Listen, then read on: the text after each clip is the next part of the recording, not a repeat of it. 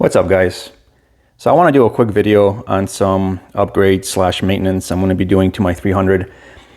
So I'm basically due for a new chain, new sprockets, but also I'm going to be swapping out the chain guide. So currently I'm running a SRT sprocket set and their chain, and I'm running the stock KTM guides that came with the bike. They're pretty worn, and I want to switch to these TM Design Works ones. I've actually been running these on my 350 for some time, and I really like them. The primary drive stuff is basically the Rocky Mountain ATV house brand. First time I'm going to be trying it. The SRT chain and sprockets I've been running have been pretty good, but I want to see how primary drive holds up. They're about the same price, so I don't mind swapping between the two and seeing how it does. But the TM Design stuff, the TMD chain slider, I'll show you in the package in a minute here. The TMD chain slider and the optional pad here are, in my opinion, a big improvement. The plastic is a lot more bulletproof, I would say, and it's also slicker. It's got this interesting texture. It's like built-in, oily, plasticky stuff. So let me pop these open and I'll show you kind of what comes in the kit. Okay, so this is what comes in the packages I bought. So first of all, you get this super beefy chain slider. This thing, it weighs a little bit, but it's just built tough, right?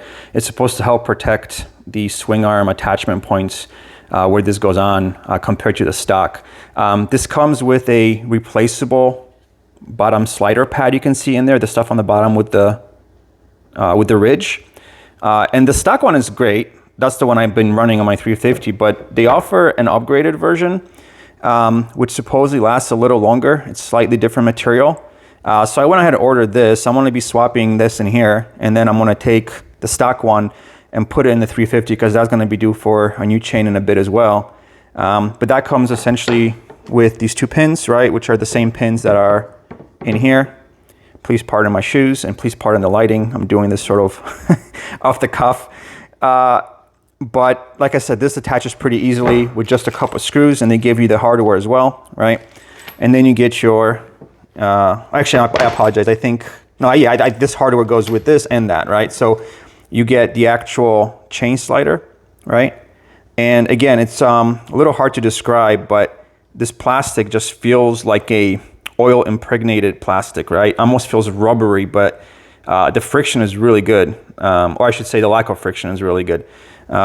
So if you compare how the chain slides on the stock slider compared to this, I think you'll know that this slides a little better, and I think it wears better too. So we'll be putting that on, and then you get your top slider as usual, right? Same thing. And then some instructions, kind of tells you how to install it. So they make this kit for a whole bunch of different bikes, multiple KTM models, so make sure you select the right one. If you have an EXCF like I do, you'll have to remove the OEM chain guard that comes for a road legal bike, right? And that's no big deal because otherwise this wouldn't fit. But on the 300, that's not part of it. In any case, I'm rambling here a little bit, but let me show you kind of what I have on the bike currently, and then I'll start taking things apart. Okay, so this is my SRT setup. So pardon the filth of the bike. I'm not one of those guys that polishes my dirt bike between every ride because I would never get anything else done in my life. So this is SRT chain, like I said. I think it's got about 30-ish plus hours on it. It's still okay, but I have one or two links that are a little tight, and I'm not a fan of that. I'm not sure what happened. I do wash this with a power washer, and so I think my chains don't last as long because I blast them pretty good. I know it's not super advisable, but I've been doing it for some time, and it's, again, they're pretty inexpensive, so if I have to replace them every 30 to 40 hours, I don't mind. And then the sprocket itself, I don't know if you can tell, sorry about the lighting here. This is pretty well worn. You can tell there's a big ridge right here. And also it's been rubbing a little bit on my slider, I think. At some point I must have bumped it pretty good. And I think this right here might be a little bent. And so it's been pressing against the sprocket. So anyway, I'm gonna replace all that. I'm gonna replace the front sprocket. This isn't super worn yet, but it's starting to hook. So I don't mind a little preventive maintenance. So I'm going to take this guy apart, and then I'll pull the sliders and I'll kind of compare them side by side with the new ones. Okay, so I got the parts removed. I found some interesting stuff, so let me kind of go over it. So this is the new one, right, that I'm going to be putting on. So you can kind of see what it looks like and the profile. Let me get under the light here. Yeah, so I apologize about the lighting here. I don't have a good way to film in the garage. But essentially you can tell it's sort of even, right? This one here is, so all my stock components have 127 hours on them, right? Which is a lot. But you can kind of tell how it was wearing a little weird. And there's a lot of gunk built up. See how that profile? That's just nasty right here. So I think the chain was actually sliding on top of this still. Or maybe it was crooked. Not entirely sure what was happening here. But we'll get to the crooked part in a second. So again, new slider, right? This is what it's supposed to look like, nice and even. And here's the stock slider. So not terrible. There's definitely some grooves. I might have gotten more life out of it, but I feel like 127 hours is probably time to swap things around. And again, I wanted the better materials, right? So it's not too bad. This one I'm okay with. Here's where it gets interesting. So let me see if I can get this on camera. So, okay, first of all, this is the new one, right? You can see the square hole, right? Nice and even, everything's cool. The thing itself is square, right? Okay, so here's what I found when I took this guy off. So from this angle, it looks okay, but look what happens when we look at it from this angle. Like this right here should be like that, right? Should be like that, but it's actually like this. And on the inside here, that hole is far from square. That chain was all over the place here. I think what happened was at some point I smacked it pretty good and it did this. And so with that angle, that makes sense, right? The chain starts wearing into the side a little bit, and that's why my sprocket was also getting scraped up because this was, like I thought, pressing against it. So I'm glad I'm changing this out because this isn't good. I should have noticed it sooner. I noticed the discoloration on my rear sprocket probably, I don't know, 6-7 hours ago or so. But who knows how long it's been pressing, and you can kind of tell. I mean, it took some pretty good hits here. But that's kind of the main advantage of this other one, is that there's just so much more material and this plastic is so much beefier that really can't happen. Now, you could argue that puts the strain on the aluminum swing arm points, right, that come down here that you bolt to. And I think that's a valid point, but according to TMD, this protects that from happening by design. I'm not sure, maybe it's the angle it's sitting at, maybe it's the way it attaches, but I haven't had any issues with the other one, so we'll see how this one does. But in any case, I'm gonna go ahead and clean up the bike.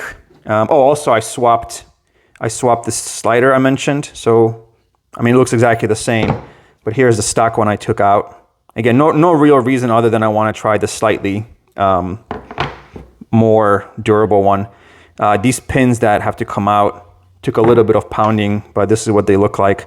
So sliding out was easy. Getting the back in, I had to use a little rubber mallet to get them in. So no big deal. But yeah, let me get the bike cleaned up a little bit so I can put the new components on, and I'll show you guys what that looks like. Alrighty, so we got the parts installed here. So we got the chain slider, and then the bottom piece there, and then lastly the chain guide, which attaches basically same way. And now it's nice and square like it's supposed to be. So I'm pretty happy with that. It's almost a shame to put it on such a dirty bike, but they're gonna last me hopefully a long time. And I think the performance is gonna be, like I said, slightly improved compared to stock. So I'm gonna work now on getting the drivetrain back on, so the sprockets and the chain, and then I'll bring you guys back when it's all finished. Alrighty, job complete. So we got the sprockets on and we got the chain on. I'm actually pretty impressed with just the initial quality of the primary drive stuff. Usually the more budget stuff you expect to be a little bit less in terms of fit and finish, but this chain looks really good. So I actually tried a Pro Taper gold chain, I don't know, last year, and you know, it cost twice as much as this one. And honestly, it stretched so badly, it was garbage. Like, I was really surprised and kind of angry. So I'm hoping this one's gonna be a little better. I think it looks pretty good with the sprocket as well. So I'm a fan of that. I mean, the aluminum sprockets aren't the smartest buy because when we ride in mud like we do, they get eaten up pretty good. I just kind of like the way they look. So I do have a steel one available if, you know, if I need it, but I've been just kind of running the aluminum.